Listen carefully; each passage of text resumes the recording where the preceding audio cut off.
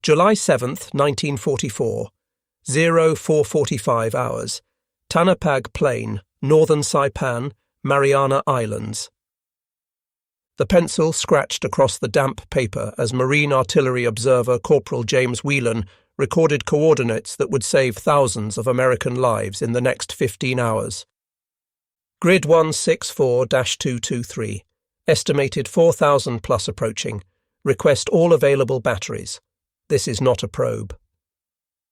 Through his field glasses, he watched something that shouldn't exist in modern warfare. Thousands of Japanese soldiers forming for a human wave attack in the age of automatic weapons and coordinated artillery. The pre-dawn darkness revealed bayonets fixed, officers with raised swords, and behind them, walking wounded with bandages wrapped around their heads. Some carried on stretchers, all moving forward in what would become the largest Banzai charge of the Pacific War. 23 miles of American artillery tubes, 105mm howitzers, 155mm long toms, 81mm mortars, and naval guns from ships offshore, swung toward grid 164 to 223. What the Japanese didn't know was that they were charging into the most sophisticated fire control system ever deployed in combat, a system that could put more explosive power on a single map grid in 60 seconds than entire armies possessed in World War I. The mathematics of modern warfare were about to be written in a language the Imperial Japanese Army had refused to learn, the precise, devastating calculus of time-on-target fire missions, manually set time fuses, and integrated fire direction centers that could orchestrate death from dozens of batteries as easily as a conductor leads a symphony. The Japanese military doctrine of gyokusai, shattering like a jewel, had evolved from tactical maneuver to strategic delusion by 1944. What began as shock tactics in China against poorly equipped forces had calcified into religious doctrine against an enemy that had industrialized warfare beyond Japanese comprehension. The first warnings had come at Guadalcanal in August 1942. The Ichiki detachment, 917 men of the 28th Infantry Regiment, had charged Marine positions along what the Americans called Alligator Creek. The Marines, supported by pre-registered artillery from the 11th Marines Regiment, killed over 800 Japanese soldiers in a single night. The few survivors reported something unprecedented. American shells arrived simultaneously from multiple directions, creating a wall of steel that no amount of courage could penetrate. By Tarawa in November 1943, the Americans had refined their system. Fire Direction Centers, FDCs, now used improved radio communications and standardized procedures that could mass fires from multiple battalions in under 2 minutes. The Japanese charges that had succeeded through psychological impact in China were being systematically destroyed by mathematical precision. The disparity between American and Japanese artillery doctrine represented more than just technological difference. It was a chasm between industrial might and warrior mythology. While Japanese artillery still relied on direct observation and individual battery fire, the Americans had created an integrated system that would have seemed like science fiction to military theorists just a decade earlier. The American Fire Direction Center, perfected by 1944, was a marvel of applied mathematics.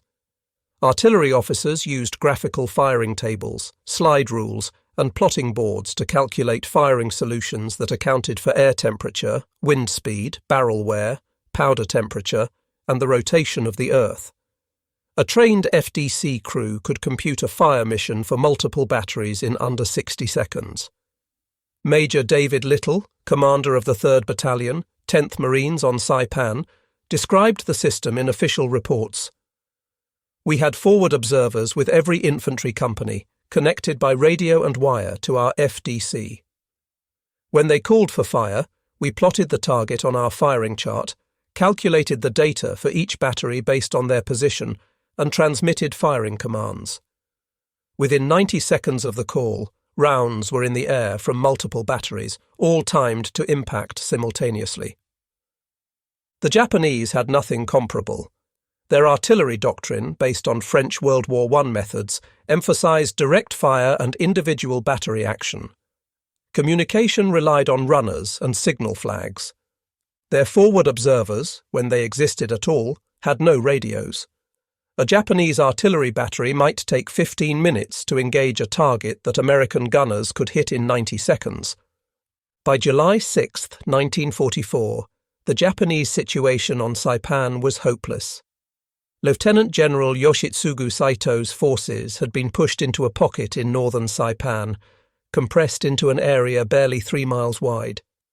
Of the original 32,000 Japanese soldiers and sailors on the island, fewer than 5,000 remained combat effective. American forces, the 2nd and 4th Marine Divisions, and the 27th Infantry Division, had them surrounded on 3 sides with the ocean at their backs. In his final order, discovered on his body after the battle, General Saito wrote, "Whether we attack or whether we stay where we are, there is only death. However, in death there is life. We must utilize this opportunity to exalt true Japanese manhood. I will advance with those who remain to deliver another blow to the American devils." The Japanese spent July 6th preparing for Gyokusai. Every able-bodied soldier, sailor and marine was organized into assault units. The walking wounded were placed in follow-up waves. Civilian Japanese, including women and teenagers, were given bamboo spears and told to follow the soldiers. Those too wounded to walk were given grenades and told to wait for American troops to pass, then detonate themselves. The Americans knew something was coming. Intelligence officer Major James Cogswell had intercepted fragmentary Japanese communications suggesting a final attack. More tellingly, Japanese artillery had gone silent, suggesting they were saving ammunition for a final barrage. Forward observers reported unusual movement in Japanese lines after dark. Lieutenant Colonel Justice Chambers, commanding 3rd Battalion, 25th Marines, positioned his men carefully that evening, as recorded in his after-action report. "I put my strongest companies on the likely avenues of approach and made sure every FO had backup communications. I told the artillery liaison officer to have every battery on the island ready. We all felt it. Tonight would be different." What the Japanese didn't know as they formed up in the darkness was that they were walking into the most sophisticated killing system ever devised. The American artillery on Saipan represented overwhelming firepower organized with scientific precision. The artillery available included 4 Marine artillery battalions with 105mm howitzers, 48 guns, 2 Marine artillery battalions with 155mm howitzers, 24 guns, 3 Army artillery battalions with 105mm howitzers, 36 guns, 1 Army artillery battalion with 155mm guns, 12 guns, dozens of 81mm mortars organic to infantry battalions, naval gunfire support from 6 battleships and 8 cruisers offshore. Total, over 150 artillery tubes, not counting mortars and naval guns. These batteries were connected by redundant communication systems, primary radio nets, backup wire lines, and emergency runners. Every infantry battalion had trained forward observers. Every battery had surveyed its position to within inches. Every gun had registered on pre-planned targets. The entire system could mass fire on a single target or engage multiple targets simultaneously. Colonel Louis Metzger, commanding the 10th Marine Artillery Regiment, had spent 3 weeks perfecting the fire plan. His operations officer, Major Thomas Warnham, had divided the island into numbered squares on a master grid map. Each battery had pre-calculated firing data for every square in their sector. When a forward observer called for fire on grid 164-223, every battery already knew the range and deflection. At exactly 0445 hours, July 7, 1944, approximately 4,000 Japanese soldiers and armed civilians began moving forward. The National World War II Museum's detailed account, based on official Marine Corps records, confirms this as the largest Banzai charge of the Pacific War. Leading elements included remnants of the 136th Infantry Regiment, 43rd Division, naval personnel from the destroyed Saipan naval base, and aviation mechanics who barely knew how to use rifles. The wounded hobbled forward on crutches, determined to die with honour. The Japanese moved through the Tanapag Plain Valley toward a 500-yard gap between the 1st and 2nd Battalions, 105th Infantry Regiment, 27th Infantry Division. As they advanced, they began their battle cries. Banzai! Banzai! Banzai! The sound of thousands of voices echoing off the valley walls created an otherworldly effect that chilled even veteran Marines. Corporal Whelan, hidden in his observation post on a ridge overlooking the valley, was already on his radio. Fire mission, grid 164-223. Enemy infantry in the open, estimated regiment strength moving south. Request immediate suppression. The response came within seconds from the 10th Marines Fire Direction Centre. Roger, grid 164-223. Time on target, all available batteries. Splash in 90 seconds. What happened next was the product of 2 years of American refinement in the art of coordinated fires. Within the Fire Direction Centre, a choreographed dance of calculation began. The target grid was plotted on the master chart. Distance and direction from each battery were measured with precision instruments. Corrections for weather conditions were applied. Time on target TOT missions were the pinnacle of artillery coordination. Instead of batteries firing when ready, creating a rolling barrage that gave enemies time to take cover, every battery calculated when to fire so their shells would arrive at exactly the same moment. Batteries farther away fired first, those closer fired later. The result was that dozens or even hundreds of shells would suddenly materialize out of the sky simultaneously, giving no warning. At exactly 4:47, the sky above the advancing Japanese erupted. The official Marine Corps history records that the initial barrage included shells from 12 artillery battalions plus naval gunfire support. The effect on the densely packed Japanese formation was catastrophic. Official records indicate that the 105th Infantry's supporting artillery fired over 2,600 rounds in the first hour alone. The manually set time fuses, though requiring more skill than later proximity fuses, proved devastatingly effective when properly employed. Artillery crews had spent days perfecting their fuse-cutting techniques, some reducing the process to mere seconds. The Japanese kept coming. This was the essence of Banzai, to continue despite impossible odds. The survivors picked their way through the bodies of their comrades, still screaming, "Banzai and Totsugeki, charge!"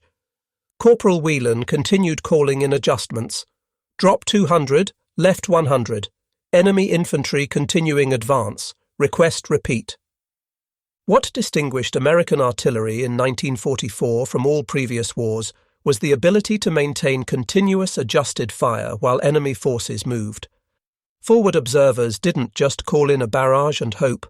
They watched the fall of shot, called in corrections, and walked the fire through enemy formations. The fire direction centres had developed a system called ladder fire, specifically for Banzai charges. As the Japanese advanced, the artillery would fire a line of shells across their front, then systematically walk the barrage backward through their ranks, then forward again, then backward, like a giant scythe cutting wheat. By 0530, the main Japanese charge had advanced only 400 yards at devastating cost. Bodies carpeted the valley floor. The wounded crawled over the dead, still trying to advance. Some groups took cover in ravines and defiles, only to have forward observers call in airbursts that turned these positions into death traps. As devastating as the artillery was, some Japanese soldiers inevitably pushed through. By 0600, scattered groups had reached the main defence line. The 105th Infantry Regiment bore the brunt of the assault. The 2 forward battalions would suffer 406 killed and 512 wounded, nearly 80% casualties according to National World War II Museum records. This was where the American integration of direct and indirect fire support showed its full potential. Every Marine rifle company had 60mm mortars organic to its weapons platoon. Every battalion had 81mm mortars. These could engage targets too close for artillery, the danger close range where friendly fire became a risk. At 0615, the largest remaining group of Japanese soldiers, approximately 600 men, penetrated the American line and overran artillery positions of the 3rd Battalion, 10th Marines. The artillery crews removed firing locks from their howitzers and fought as infantry. Some batteries depressed their gun barrels and fired point-blank into the charging Japanese, using ricochet fire to bounce shells off the ground. As the battle raged, the Navy added its weight to the slaughter. The battleship USS Tennessee and the cruiser USS Louisville had been stationed offshore specifically to support the defense against night attacks. Their 14-inch and 8-inch guns could fire star shells for illumination and high-explosive rounds for destruction.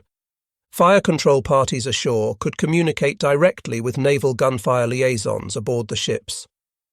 When Japanese reserves were spotted forming for a second wave, the call went out. Naval gunfire requested. Grid 159-215. Troops in open. Official naval records show that USS Tennessee alone fired 293 rounds of 14-inch ammunition during the engagement, while USS Louisville contributed 322 rounds of 8-inch shells. By 0730, the Banzai charge had degenerated into isolated groups of Japanese soldiers trying to find any way through the American lines. The carefully planned human wave attack had been shattered by coordinated firepower. Small groups of 5 to 20 soldiers would periodically emerge from cover, scream, "Banzai!" and charge the nearest American position. The American artillery had shifted to harassing and interdiction fire, random barrages on likely assembly areas and routes of movement to prevent the Japanese from reorganizing. Every few minutes, a valley or ravine would erupt in explosions as artillery denied the enemy any safe ground. The most tragic phase began around 900, when Japanese wounded who couldn't walk began their own desperate actions. According to multiple eyewitness accounts documented in official histories, men with one leg hopped forward on crutches, holding grenades. Soldiers with severe wounds crawled toward American lines, pushing rifles ahead of them. The chaos of the Banzai charge produced 3 Medal of Honor recipients whose actions are thoroughly documented in official citations. Lieutenant Colonel William J. O'Brien, commanding the 1st Battalion, 105th Infantry, refused evacuation despite wounds. When Japanese forces overran his command post, he mounted a jeep-mounted 50-caliber machine gun under fire to direct it against the enemy. After expending all ammunition, he fought with 2 pistols until killed. His body was found surrounded by at least 30 dead Japanese soldiers. His Medal of Honor citation, signed by President Truman on May 27, 1945, details his conspicuous gallantry and intrepidity. Private Thomas A. Baker, Company A, 105th Infantry, destroyed a Japanese strongpoint with a bazooka, then fought off multiple attacks, personally killing at least 24 enemy soldiers. Severely wounded and unable to walk, he refused evacuation. His famous last words to his comrades were, "Get the hell away from me." When his position was recaptured, Baker was found dead, propped against a tree with an empty .45 pistol in his hand and 8 dead Japanese soldiers around him. Medal of Honor awarded posthumously May 9, 1945. Captain Benjamin L. Salomon, serving as battalion surgeon for the 2nd Battalion, 105th Infantry, was treating wounded when Japanese soldiers entered his aid station. He killed 4 with his rifle, then ordered the wounded evacuated while he covered their withdrawal with a machine gun. His body was found slumped over the weapon with 98 dead Japanese soldiers in front of his position. He had suffered 76 bullet wounds and 24 bayonet wounds. Due to Geneva Convention questions about medical personnel bearing arms, his Medal of Honor wasn't approved until May 1, 2002. As full daylight came to Saipan at 1000 hours, the full extent of the slaughter became visible. Official body count teams would eventually document 4,311 Japanese dead from the charge. American casualties totaled approximately 1,000 killed and wounded, with the 105th Infantry Regiment essentially destroyed as a fighting unit. The mathematics were stark. The American artillery had fired approximately 12,000 rounds during the 15-hour battle. The fire direction centres had coordinated fires from 18 separate artillery battalions plus naval gunfire support. The system had functioned exactly as designed. Lieutenant Colonel Lewis Walt, observing the aftermath, wrote in his official report, "The enemy attacked with great courage but without modern tactical sense. Our fire support system functioned exactly as designed. The forward observers performed magnificently. The fire direction centres never missed a beat." As the sun climbed higher, American graves registration teams began the grim work of collecting bodies. The scale of death was unprecedented in the Pacific War. Major Edward McCarthy, commanding the 2nd Battalion, 105th Infantry, one of the units that bore the brunt of the attack, described it in his after-action report as looking like a cattle stampede from a Western movie, except the Japanese just kept on coming. Among the American lines, the psychological impact was profound. Many Marines and soldiers had witnessed death before, but nothing on this scale. The systematic destruction of thousands of human beings, no matter how necessary, left deep impressions. Captain Edmund G. Love, the 27th Division historian who would later write extensively about the battle, interviewed survivors immediately after the action. His notes, preserved in the National Archives, capture the raw emotions. Men who had been through everything were shaken. Not by fear, the Japanese never really had a chance, but by the sheer scale of the killing. The Japanese survivors melted back into caves in northern Saipan. Among them was Captain Sakae Oba, who would lead guerrilla resistance for another 16 months before finally surrendering in December 1945, 3 months after Japan's capitulation. His survival and continued resistance are thoroughly documented in military records, and the book Oba, The Last Samurai, Saipan 1944–45. General Saito, who had ordered the charge, committed seppuku on July 10, 1944, 3 days after the failed assault. Admiral Chuichi Nagumo, former commander of the Pearl Harbor attack force, had already taken his own life on July 6, the day before the charge. Their deaths marked the end of Japanese organized resistance on Saipan. The Battle of Saipan's Banzai charge showcased revolutionary developments in military technology and doctrine. The Fire Direction Center system, developed at Fort Sill in the 1930s, had transformed artillery from an art to a science. Instead of individual battery commanders making gut decisions, trained specialists used mathematical procedures to optimize every aspect of fire support. The system included graphical firing tables that eliminated complex calculations, standard radio procedures that minimized communication time, and pre-surveyed battery positions accurate to within 1 meter. Meteorological sections provided hourly weather updates, while registration procedures accounted for barrel wear and ammunition variations. Time-on-target missions, a uniquely American capability at the time, demonstrated the pinnacle of this coordination. Multiple batteries would calculate backward from a desired impact time, with guns firing in sequence so all shells arrived simultaneously. This technique, impossible without precise communication and calculation, multiplied the psychological and physical impact of artillery fire. Japanese military leadership had received warnings about American artillery capabilities, but chose to ignore them.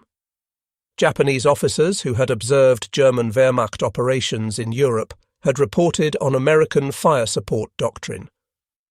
Attachés in neutral countries had forwarded reports about American industrial production of artillery ammunition, millions of rounds per month.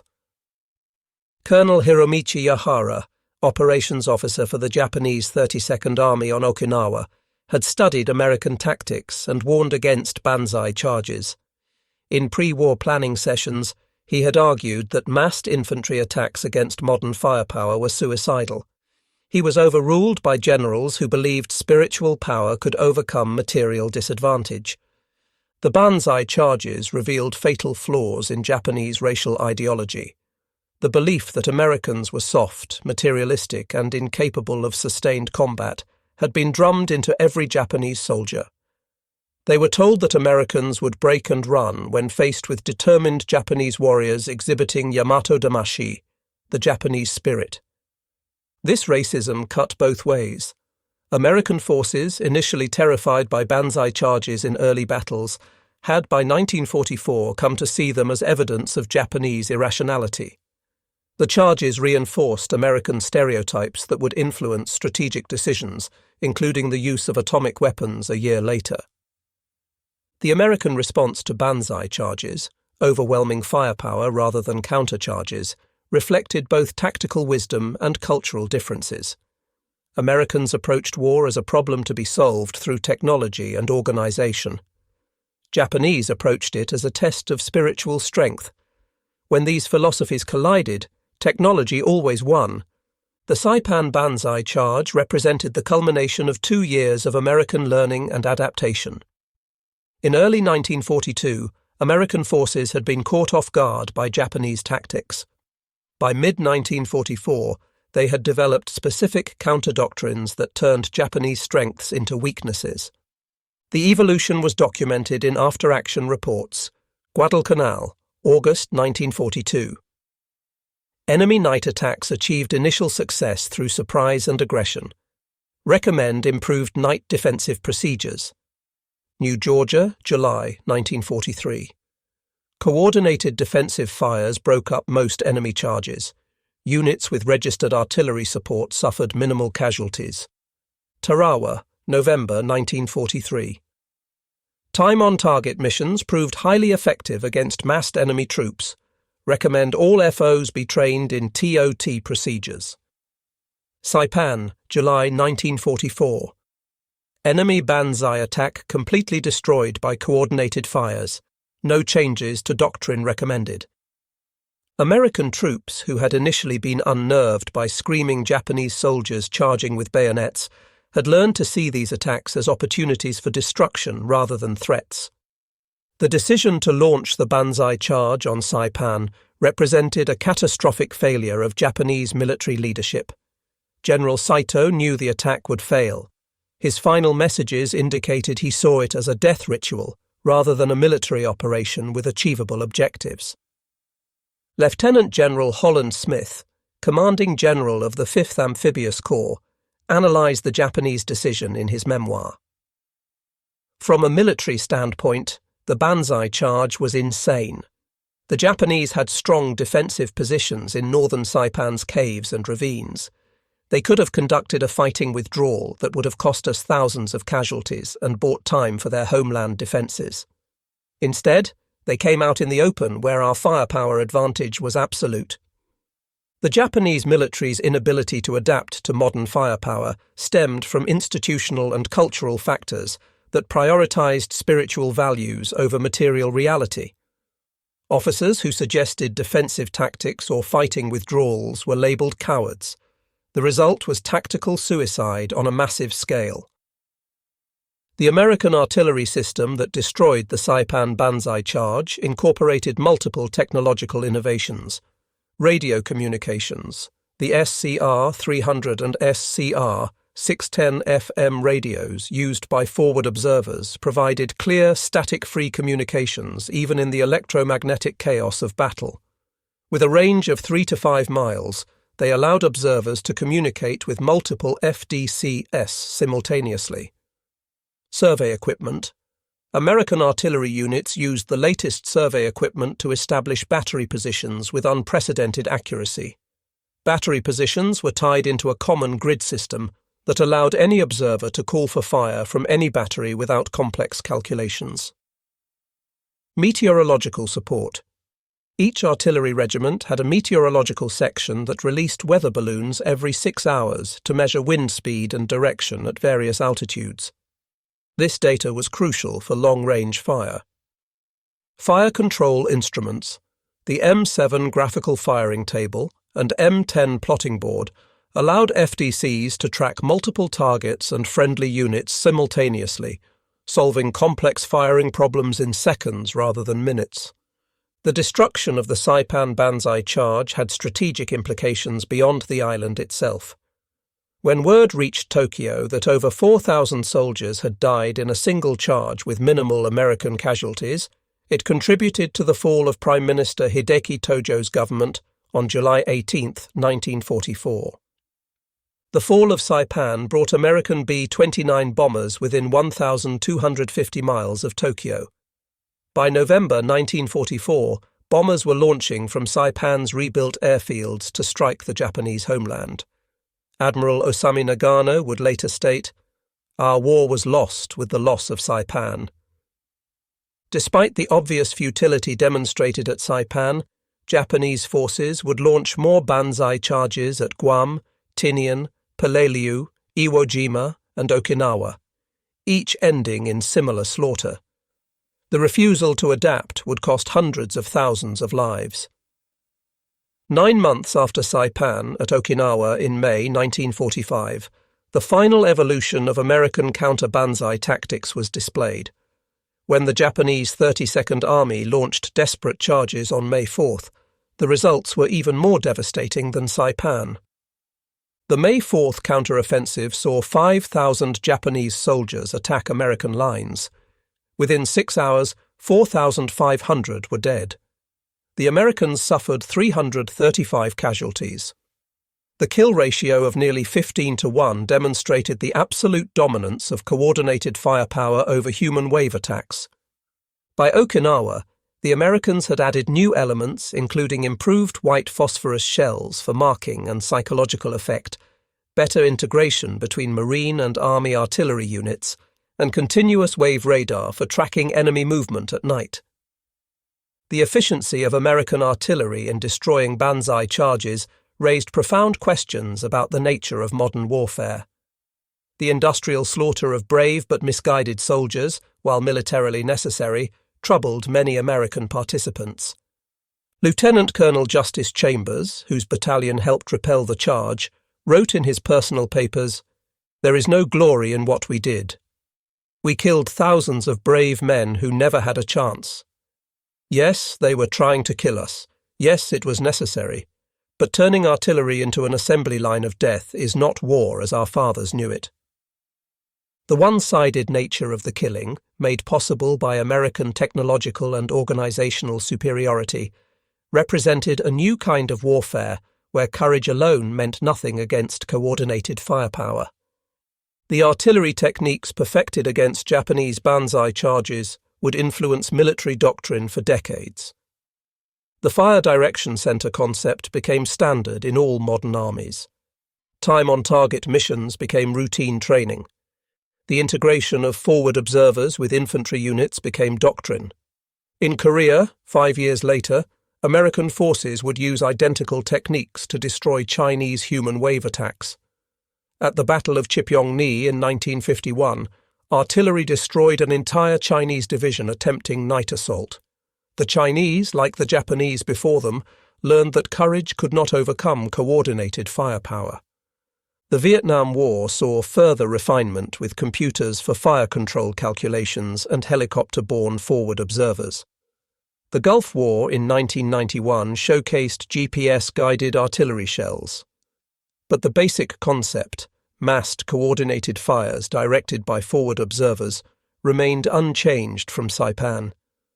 Decades after the battle, American veterans of Saipan reflected on their experience.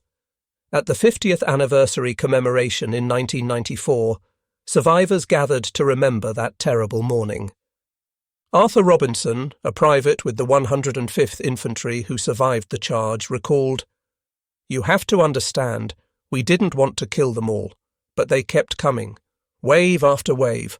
Our artillery just cut them down. It was horrible, but what choice did we have?" The efficiency of the killing haunted many participants. They had won not through superior courage or skill, but through superior systems and firepower. It was victory without glory, success without satisfaction.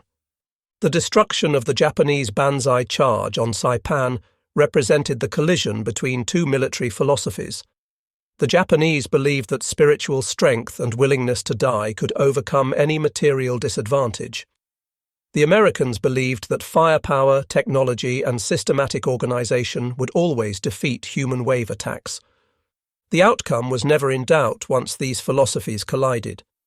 The American artillery system, with its forward observers, fire direction centers, time-on-target missions, and integrated communications, represented the application of industrial management techniques to warfare. The Japanese Banzai charge, rooted in samurai tradition and Shinto beliefs about honorable death, belonged to an earlier era. Against American artillery in 1944, it was mass suicide disguised as military tactics. The Saipan Banzai charge taught crucial lessons that only one side survived to apply. For the Americans, it validated their investment in artillery and fire control systems. The ability to mass fires from multiple batteries on a single target within seconds had proven decisive. For Japan, the lesson came too late. Some Japanese officers did learn and adapt. On Iwo Jima and later at Okinawa, generals like Tadamichi Kuribayashi and Mitsuru Ushijima avoided large-scale Banzai charges, instead fighting defensive battles that maximized American casualties. But these were exceptions. The institutional Japanese military never formally abandoned the Banzai charge. Captain Sakae Oba, who survived by avoiding the main charge and conducting guerrilla operations, would later reflect, "We learned that night that courage without technology is meaningless in modern war. The Americans didn't defeat our spirit. They simply made it irrelevant." The final accounting of the Saipan Banzai charge reveals the stark mathematics of industrial warfare. Japanese casualties killed in action, 4,311 confirmed dead. Wounded, unknown, most died subsequently. Total participants, approximately 4,000 to 4,300. Casualty rate, near 100%. American casualties, 1st and 2nd Battalions, 105th Infantry, 406 killed, 512 wounded.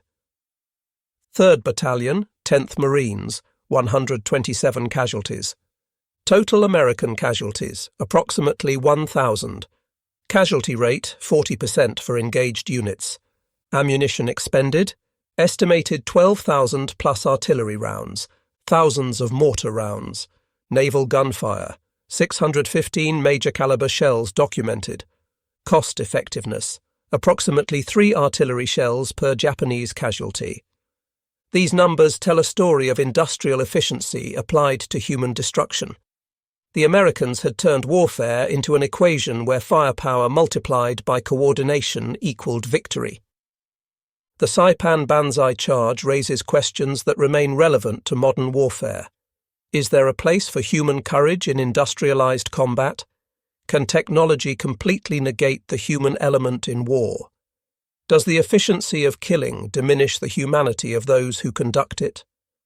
Modern American military doctrine, shaped by experiences like Saipan, emphasizes overwhelming firepower and technological superiority.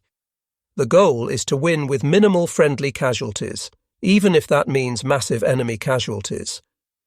This approach has proven effective but raises moral questions about the nature of warfare.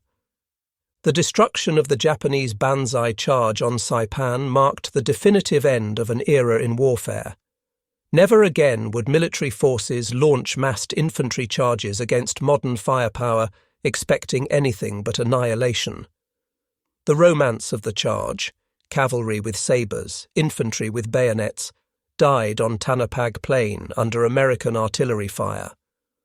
What emerged from the smoke and carnage was a new understanding of warfare as an industrial process. Victory would go not to the bravest, but to those with the best systems: fire control systems, communication systems, logistical systems. The human element remained important, but subordinate to technological and organizational superiority.